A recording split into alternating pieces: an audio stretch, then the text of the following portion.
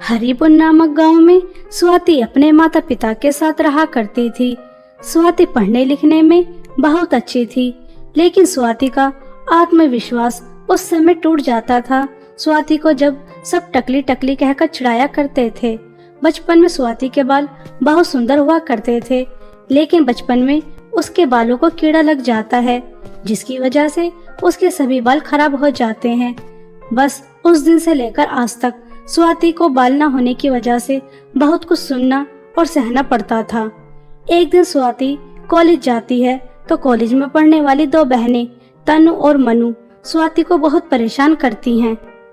देखो देखो मनु, हमारे कॉलेज में एक टकली लड़की आ रही है, चलो इसकी टकली टाट पर तबला बजाते हैं, बहुत मजा आएगा। वैसे भी हमें तबला बजाने की प्रैक्टिस भी करनी है। हाँ देखो तो तनु, इसके सर पर तो एक भी बाल नहीं है, बेचारी टकली। अब इससे कौन शादी करेगा, बस पढ़ लिख कर अपने माँ बाप के घर ही रहेगी, बेचारी टकली। वैसे तनु तो बिल्कुल ठीक कह रही है, इसकी टकली टाट पर तबला बजाने में बहुत ही मजा आएगा। ऐसा कहकर दोनों बहनें स्वाति को बहुत चिढ़ाती हैं और उसके सर पर तबले की तरह मारती भी हैं। स्वाति चुपचाप अपनी क्लास में चली जाती है। कॉलेज में कोई भी स्वाति से बात नहीं करता था, हर कोई उसके गंजेपन का मजाक उड़ाता था। बेचारी स्वाति रोज रोज की इस बर्ताव से बहुत परेशान हो जाती है। स्वाति घर आने के बाद अपनी माँ से कहती है, माँ देखिए ना, सब लड़कियां मेरे गंजेपन का कितना मजाक उड़ाती हैं, मेरे बाल क्यों नहीं हैं? सब लड़कियों के इतने सुंदर सुंदर बाल हैं, मैं भी सुंदर दिखना चाहती हूँ, मगर मैं तो टकली हूँ और इस वजह से मेरी शादी भी कभी नहीं होगी। हाँ बिटिया, इस बात से तो हम भी बहुत परेशान हैं। अब तुम्हारी शादी की उम्र हो गई, लेकिन जो भी रिश्ता आता है वो तुम्हारे गंजेपन को देखकर तुम्हें ठुकरा कर चला जाता है। अब तक 5 से ज्यादा लड़के देखकर चले गए, लेकिन कोई भी तुम्हें अपनाना नहीं चाहता, सिर्फ तुम्हारे गंजेपन की वजह से। बिटिया, तेरे पिता और मैं भी बहुत परेशान हैं, हमें पता है तेरे ऊपर क्या बीतती होगी। स्वाति और उसकी माँ आपस में बातें कर रहे थे, तभी स्वाति के पिता आते हैं और कहते हैं, अरे भाग्यवान सुनो, आज मेरे बॉस के लड़के की शादी है, हमें वहाँ जाना है, शाम को तैयार रहना।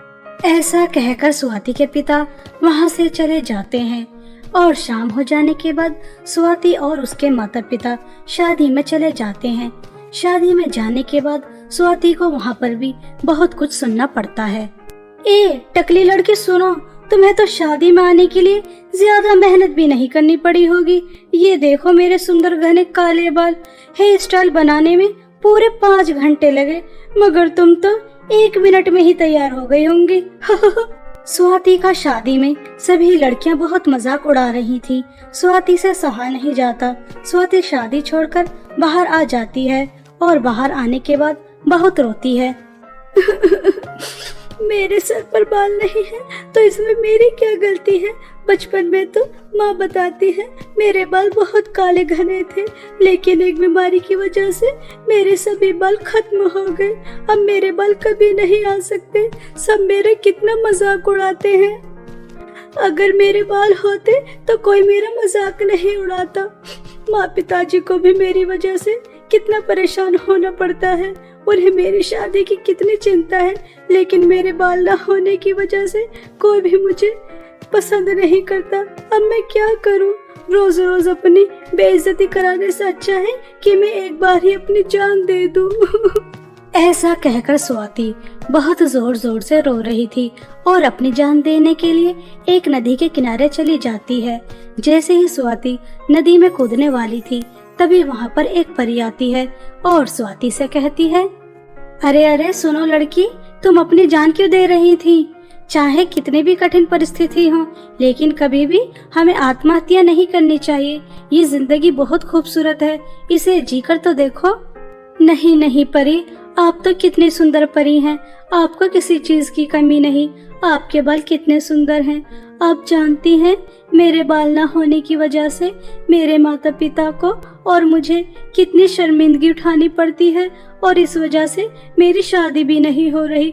बस अब मैं जीना नहीं चाहती। बस इतनी सी बात पर तुम अपनी जान दे रही थी। मैं तुम्हें अभी एक जादुई हेयर बैंड देती हूँ, जिसकी मदद से तुम्हारे बाल बहुत सुंदर, घने और काले हो जाएंगे। सच में परी, मेरे बाल इस जादुई हेयर बैंड से आ जाएंगे। परी, तुम बहुत अच्छी हो। तुमने मेरी जान बचाई और तुमने मेरी इतनी बड़ी परेशानी को चुटकियों में हल कर दिया। परी स्वाति को एक जादुई हेयर बैंड दे देती है। स्वाति जैसे ही उस हेयर बैंड को लगाती है तो स्वाति के बाल बहुत ही ज्यादा सुंदर, काले और घने हो जाते हैं, जिन्हें देखकर स्वाति बहुत ही ज्यादा खुश होती है और घर आ जाती है। तभी स्वाति की माँ कहती है, स्वाति बिटिया, क्या तुमने नकली बाल लगाए हैं? तुम तो बहुत सुंदर लग रही हो। मगर बिटिया, नकली बाल लगाने से क्या फायदा? नकली बाल लगाने से हम हकीकत को तो नहीं बदल सकते। नहीं नहीं माँ, ये मेरे नकली बाल नहीं है, ये बिल्कुल असली बाल हैं। जरा देखिए हाथ लगाकर। अरे हाँ बिटिया, तुम्हारे तो बिल्कुल असली बाल है, मगर ये चमत्कार कैसे हुआ? अपनी माँ के पूछने पर स्वाति अपनी माँ को सब बता देती है कि एक परी ने उसे जादुई हेयर बैंड दिया। स्वाति बहुत ही ज्यादा खुश थी। स्वाति बहुत अच्छे अच्छे नए नए तरह के हेयर स्टाइल बनाती है और अगले दिन कॉलेज जाती है। स्वाति के बाल बहुत ही ज्यादा सुंदर लग रहे थे। किसी की भी नजर स्वाति से हट नहीं रही थी। तभी एक लड़की कहती है, कल तक तो स्वाति तो बिल्कुल टकली थी, तेरे सर पर एक भी बाल नहीं था। अचानक तेरे इतने सुंदर बाल कैसे हो गए? कहीं तूने विग तो नहीं लगा रखी? नहीं पायल, ये मेरे बिल्कुल असली बाल हैं और ये बाल कैसे आए मैं तुम्हें बताना जरूरी नहीं समझती। ऐसा कहकर स्वाति अपनी क्लास में चली जाती है। अब कॉलेज का हर लड़का स्वाति से दोस्ती करना चाहता था। ये बात दोनों बहन तानुश्री और मानुश्री से सहन नहीं होती। तभी मनु तनु से कहती है, तनु, ये जब टकली थी तो कॉलेज में कोई भी इसकी तरफ देखना पसंद नहीं करता था, लेकिन इसने तो कॉलेज के सभी लड़कों को अपना दीवाना बना लिया। हमें जल्द ही कुछ करना चाहिए, वरना समझो हमारा तो इस कॉलेज से पत्ता कट ही गया। हाँ हाँ मनु, पहले तो ये बाल ना होने की वजह से कितनी बदसूरत लगती थी, लेकिन जैसे ही इसके बाल आए हैं ये कितनी सुंदर लग रही है। सब लड़के इसी की तरफ देख रहे हैं, हमारी तरफ तो कोई देख भी नहीं रहा। हमें जल्दी ही कुछ करना होगा। ऐसा सोचकर तनु और मनु एक प्लान बनाती हैं और क्लास खत्म होने के बाद स्वाति के पीछे पीछे जाती हैं। स्वाति घर आने के बाद अपनी माँ से कहती है, माँ, आप जानती हैं आज कॉलेज में क्या हुआ? सब लड़के मुझसे दोस्ती करना चाहते थे, लेकिन मैंने भी किसी से दोस्ती नहीं की। जब मैं टकली थी तो सब मेरा मजाक उड़ाते थे और आज मेरे जादुई हेयर बैंड की वजह से बाल आ गए तो सब मुझसे दोस्ती करना चाहते हैं। स्वाति बिटिया, ये तो बहुत अच्छी बात है कि तुमने किसी भी लड़के से दोस्ती नहीं की। इस जादुई हेयर बैंड की वजह से तुम्हारे बाल आ गए और तुम्हारे लिए जमींदार के बेटे का रिश्ता आया है, क्योंकि तुम्हारे सुंदर बालों की चर्चा पूरे गांव में हो रही है, इसलिए जमींदार का बेटा तुमसे शादी करना चाहता है। स्वाति और उसकी माँ की बातें तनु और मनु सुन लेती हैं। उन्हें पता चल जाता है कि स्वाति के पास जादुई हेयर बैंड है। तभी दोनों बहन एक प्लान बना लेती हैं। अगले दिन स्वाति अपने कॉलेज जा रही थी। तभी तनु और मनु स्वाति को रास्ते में ही रोक लेती हैं। देख स्वाति की बच्ची, हमें पता चल गया है तेरे पास जादुई हेयर बैंड है, ये हमें दे दे, वरना तुझे दिखाई दे रहा है हमारे पास चाकू है, हम तेरी जान ले लेंगे। हाँ तनु, इससे जादुई हेयर बैंड छीन कर हम इसे दोबारा से गंजी कर देंगे, फिर कोई भी इससे दोस्ती नहीं करेगा और ना ही इससे बात करना पसंद करेगा। तनु और मनु स्वाति से जादुई हेयर बैंड छीन रही थी। तभी वहाँ पर परी आ जाती है और परी तनु और मनु से कहती है, तनु मनु, तुम बेचारी स्वाति का हेयर बैंड क्यों छीन रही हो?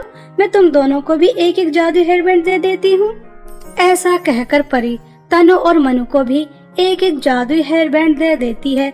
जैसे ही दोनों बहन उस हेयर बैंड को अपने सर पर लगाती हैं तो दोनों बहन गंजी हो जाती हैं और दोनों रोने लगती हैं और परी से कहती हैं, परी, ये आपने हमारे साथ ऐसा क्यों किया? आपने जब स्वाति को हेयर बैंड दिया तो उसके इतने सुंदर घने और लंबे बाल हो गए और हमें दिया तो हम गंजे हो गए। ऐसा आपने हमारे साथ क्यों किया?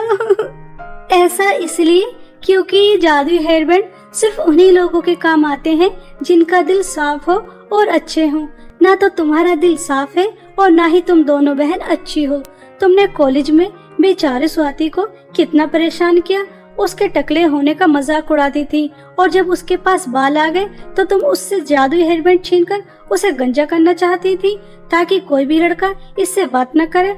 अब तुम दोनों बहन हमेशा हमेशा के लिए गंजी ही रहोगी। ऐसा कहकर परी वहाँ से चली जाती है और स्वाति भी।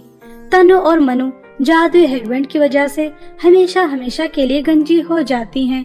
उन्हें अपने किए की सजा मिल जाती है और स्वाति की जादुई हेयरबैंड की वजह से कुछ समय बाद जमींदार के लड़के से शादी हो जाती है और वह खुशी खुशी अपना जीवन बिताती है।